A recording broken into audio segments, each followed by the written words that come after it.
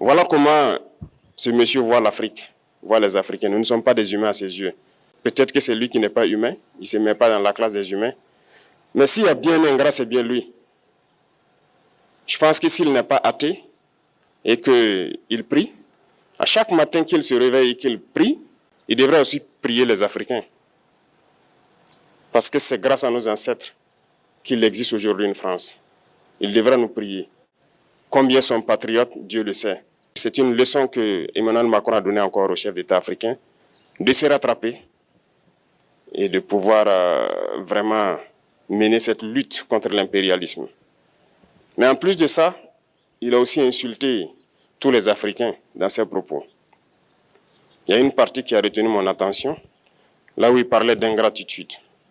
Et que l'ingratitude est une maladie non transmissible aux humains. Lui, il est humain, notre ingratitude n'est pas transmissible à lui.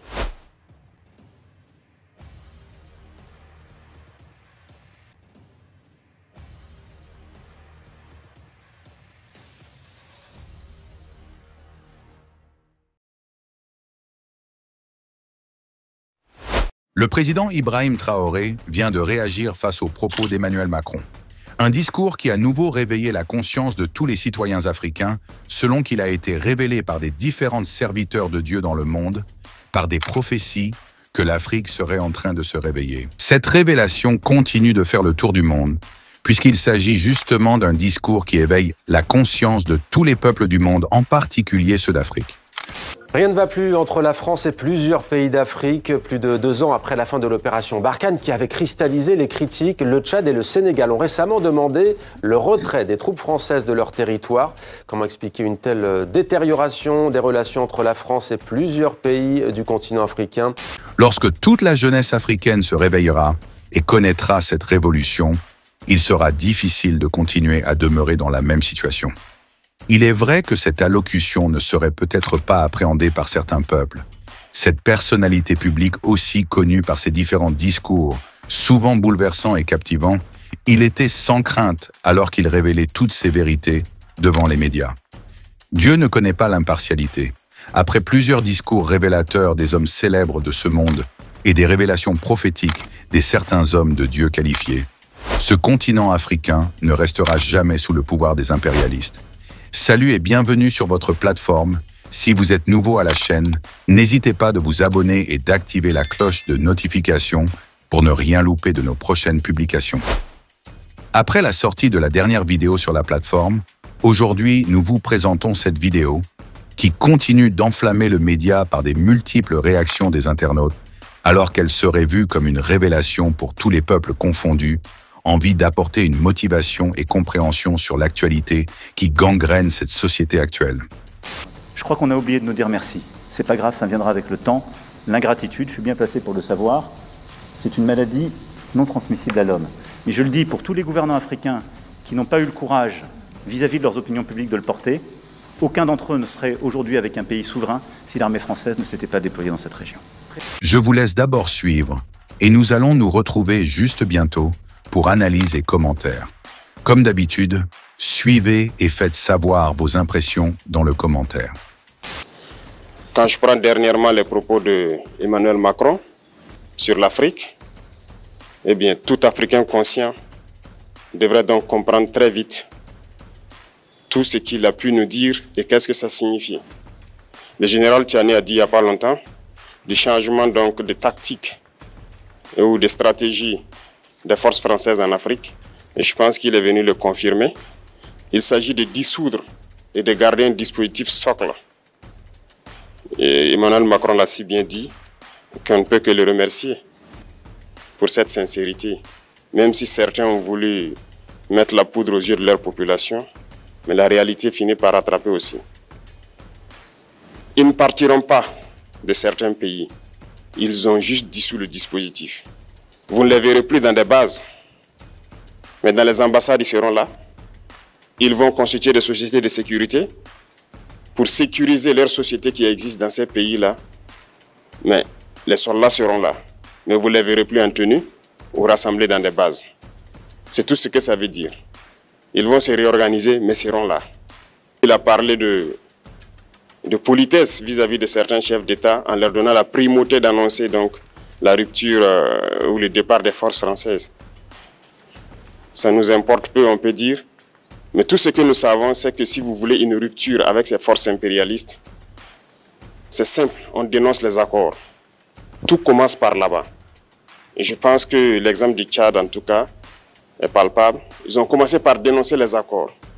Sinon, si on ne dénonce pas les accords, juste dire que les bases quittent, on n'a rien fait. Parce que le problème se trouve dans les accords coloniaux de défense qui ont été signés depuis l'indépendance. Le plus dangereux n'est pas ceux-là que vous voyez dans les bases. Le plus dangereux, ce sont les conseillers militaires. Les conseillers militaires existent dans tous ces pays. Ils ont existé au Burkina aussi jusqu'en fin 2022, jusqu'à ce que nous prenions nos responsabilités. Et qui sont ces conseillers militaires? C'est ceux-là qui sont censés mettre en pratique la politique de la France ici. Ils doivent travailler à rendre nos armées très faibles pour que la France puisse toujours avoir l'argument d'exister ici. Sous Blaise Compaoré, ils avaient réussi. Nos sentinelles prenaient donc la garde avec des bâtons. C'est ça que la France veut de nos armées. Lorsque nous arrivons à cette étape, nous n'avons pas le choix que de vouloir qu'ils viennent s'installer. Mais l'armée burkinabé a réussi à un moment donné à se débarrasser des conseillers militaires. Malheureusement, je pense qu'en 2019, après l'opération au Tapuanou, où ces Français ont vu que l'armée burkinabé avait encore une capacité de réagir au terrorisme, ils ont appelé les chefs d'état-major en France, ils l'ont instruit de reprendre les conseillers militaires dans toute la structure. Eh bien, il n'a pas accepté, mais au retour au pays, les politiques l'ont instruit d'accepter les conseillers militaires. Et c'est là que les conseillers militaires sont revenus dans l'armée burkinabé en 2019. Avec toutes les conséquences qu'on connaît, l'armée était en train de disparaître dans les années 2020-2021. Et d'ailleurs, c'est le moment où beaucoup de militaires ont dû déserter parce qu'il n'y avait plus d'espoir. On était en train de s'effondrer. Voilà un peu comment ils travaillent. À l'état-major général des armées, dans tous les états-majors d'armée, dans les écoles, c'est eux qui sont censés nous dicter la politique de notre armée. C'est eux qui nous disent combien recruter, quand recruter et qu'est-ce qu'il faut en faire. Ils sont dans les écoles pour nous dire comment il faut les former et ainsi de suite. Tant que ces conseillers militaires sont là, vous n'êtes pas indépendant. Votre armée aura juste l'apparence d'une armée qui sera là en train de faire des parades, du cirque. Mais lorsqu'il viendra la guerre, vous vous rendrez compte que la parade, c'est une chose, mais la guerre, c'est une autre chose. Il faut rompre les accords. C'est la seule façon d'avoir une armée indépendante et se construire, être fort. Mais beaucoup de gens ne le comprennent pas peut-être. Et même avec ces accords, la France choisit dans nos États des élèves officiers pour aller les former. C'est à travers ces mêmes accords. Mais en réalité, ces officiers qui partent se former pour la plupart, pour la France, ils viennent pour servir l'État français dans leur pays. Ils ne viennent pas pour servir nos pays. Ils les forment pour qu'ils viennent servir les intérêts de l'État français. J'en veux pour preuve. Lorsque nous nous sommes révoltés, beaucoup d'officiers au Burkina qui ont été formés en France ont été immédiatement contactés pour leur dire que c'est le moment de se mettre en action parce que vous avez été formés pour ça, pour servir les intérêts de la France. La plupart de ces officiers nous ont rendu compte, nous avons pris acte et nous continuons de suivre. Lorsque un officier formé en France arrive dans son pays et par malheur meurt soit par accident ou bien sur le champ de bataille, en France, il y a une nuit d'hommage aux morts dans l'armée, comme partout ailleurs. À la nuit d'hommage aux morts, on cite le nom de l'officier en question et on dit « mort pour la France ». Ils ne le forment pas pour servir son pays, ils le forment pour servir leur État. Et dans beaucoup d'États africains, il y en a plein de ces officiers. Combien sont patriotes, Dieu le sait. C'est une leçon que Emmanuel Macron a donnée encore aux chefs d'État africains, de se rattraper et de pouvoir vraiment mener cette lutte contre l'impérialisme. Mais en plus de ça, il a aussi insulté tous les Africains dans ses propos. Il y a une partie qui a retenu mon attention, là où il parlait d'ingratitude. Et que l'ingratitude est une maladie non transmissible aux humains. Lui, il est humain, Notre ingratitude n'est pas transmissible à lui.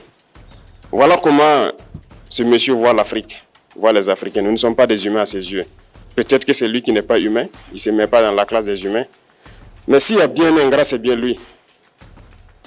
Je pense que s'il n'est pas athée et qu'il prie, à chaque matin qu'il se réveille et qu'il prie, il devrait aussi prier les Africains. Parce que c'est grâce à nos ancêtres qu'il existe aujourd'hui une France. Il devrait nous prier.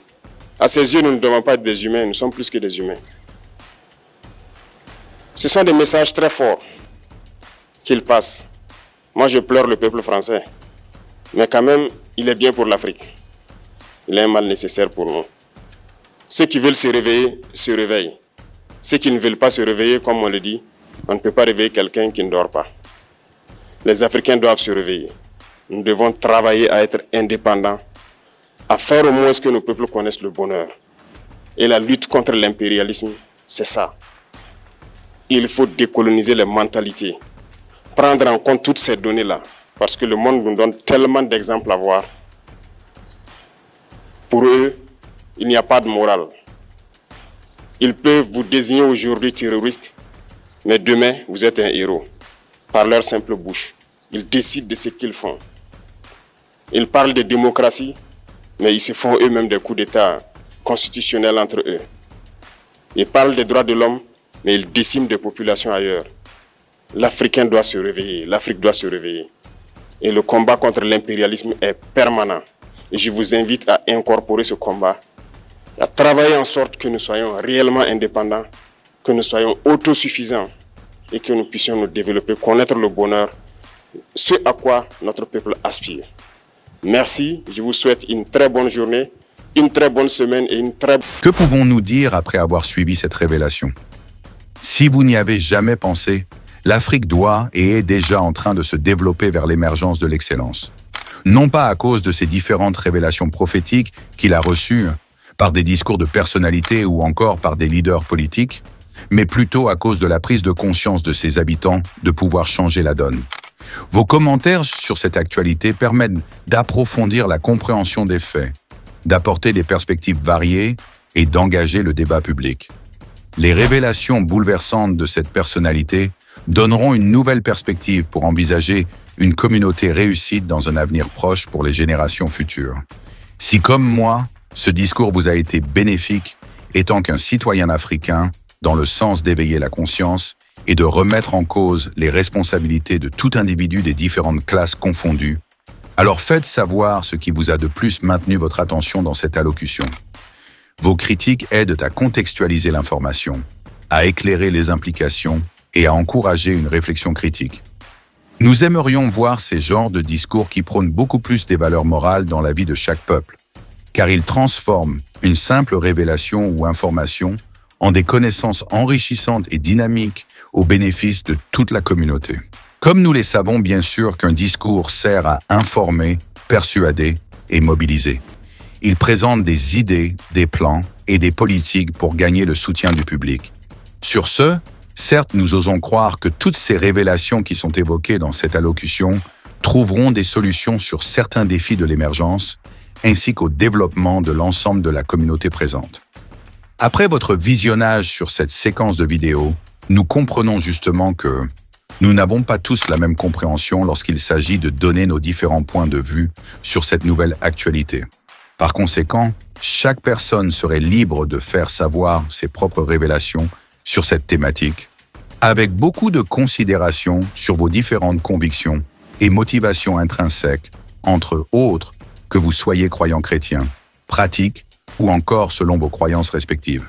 L'impact de ce discours dans la société actuelle serait justement de promouvoir les valeurs morales et de pallier d'une manière radicale à tous les aspects de la géopolitique qui ralentissent pour les développements sur toutes les sphères de la communauté. Cependant, la solution à tous les problèmes qui est observée dans de différentes contrées africaines réside donc dans les changements de l'état d'esprit et de l'éveil de conscience qui doivent être appréhendés d'abord en commençant par les autorités jusqu'au petit peuple, pour qu'ils se mettent sur la voie du développement et constituent les fondamentaux de l'émergence. Le développement en Afrique est donc un processus en constante évolution, avec des progrès et des défis qui varient selon les régions et les contextes locaux. À l'occurrence, nous apprécions beaucoup la création de la nouvelle Alliance des États du Sahel, AES, bien qu'il soit présentement une équipe qui est constituée uniquement de chefs d'État militaires, mais qui ont leur manière de faire les choses, envie de sécuriser l'ensemble de leur territoire, qui ont été confrontés à plusieurs menacés des impérialistes français. Comme a révélé le président panafricain Isidore Thomas Sankara, quand le peuple se met debout, l'impérialisme tremble. Si tous les pays frères trouvent l'idée de rejoindre cette alliance, c'est ainsi que l'Afrique de l'Ouest se détachera totalement des jougs de colons, et tel est le souhait pour les autres pays africains. La solution est simple lorsqu'il s'agit de préparer une Afrique meilleure, avoir un président panafricain dénué de toutes les malices des impérialistes et atteindre l'autosuffisance sur toutes les sphères de son territoire en assurant la promotion et la stabilité sur le plan économique, politique et géopolitique. C'est ainsi que l'Afrique atteindra son indépendance sur tous les niveaux. En effet, alors qu'il s'agit d'une plateforme qui est beaucoup plus axée sur toutes les actualités qui sont liées à la géopolitique, pour plusieurs buts essentiels, faites savoir vos différents propos en se basant sur vos croyances respectueuses lorsqu'il s'agit de faire savoir vos impressions sur le contenu regardé. Elles donnent du sens à la vie, fournissent un cadre moral et offrent un sentiment d'appartenance et de communauté. Elles permettent également de surmonter les épreuves en donnant d'espoir et réconfort. Merci pour votre attention. Nous sommes ravis. Si cette vidéo vous a été utile, alors n'hésitez pas de le partager avec vos contacts pour une plus grande visibilité. Et n'oubliez pas surtout de nous dire dans le commentaire vos différentes impressions sur cette actualité. On vous dit à la prochaine publication et restez connectés sur notre chaîne God Blessed 243 Simplement Chrétienne.